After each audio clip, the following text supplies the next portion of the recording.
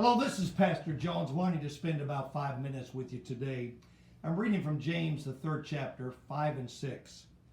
The Bible says here, even so the tongue is a little member, and boasteth great things. Behold, how great a matter a little fire kindleth. And the tongue is a fire, a world of iniquity. So is the tongue among our members, that it defileth the whole body, and setteth on fire the course of nature, and it is set on fire of hell. Wow, those are sobering words. For just a moment today, I want to talk about God's little things that count. James talks about that with the tongue. Littlest member in our body, and yet the enormous damage, and yet, on the other hand, enormous good that the tongue can do. My friends, I think of D.L. Moody, who was a shoe salesman, little in the eyes of the world. He slaughtered the king's English. He dressed kind of sloppily, and yet God saved him. He started a bus ministry with a cart and a horse.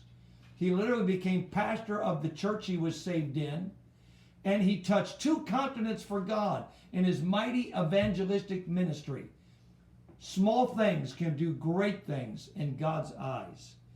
Moses' rod was small, and yet the rod became a serpent. The rod turned the rivers to blood. The rod opened the Red Sea. The rod opened the rock at Horeb, and water came gushing out. Somebody said, oh, that rod that Moses is carrying is but a little thing.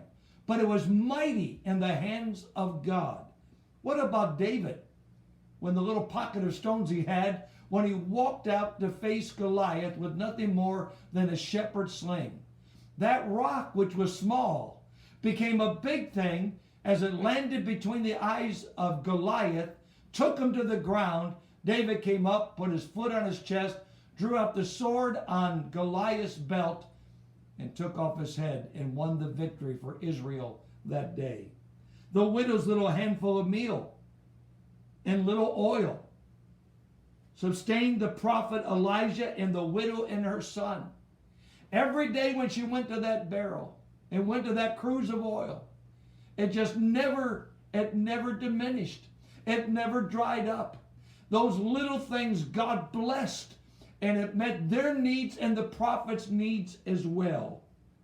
What about that little widow's mite? It was small. It was only equal to about a half a cent in our economy. Not the amount, my friends. It was the attitude that was given. You know what her attitude was? She gave God her all. There are some that can throw hundreds and maybe even thousands in the offering plate, but it's just a mere pittance of what they have. This woman laid her entire life on the line when she threw all she had in that offering plate that day. And the Bible said, and Jesus took notice.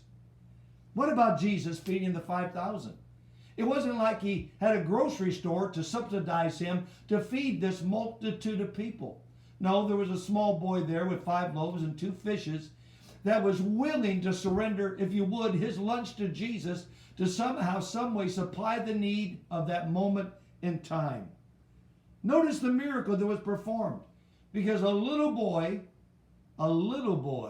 was willing to surrender all that he had.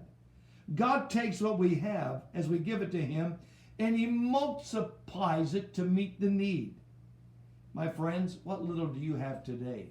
You say, what I have is not much. What you have, if you give it to God, God will somehow, some way multiply it and meet the need. And then what about Jesus, who was little in the eyes of the world? Is not he the carpenter's son, they said? He was made lower than the angels, the Bible declares. He died like a criminal on an old rugged cross. But in the eyes of God, he was big. This is my beloved son, God said, and who I am well pleased.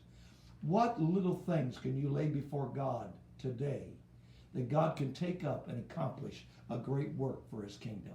We might be little in the world's sight. You're big in God's sight.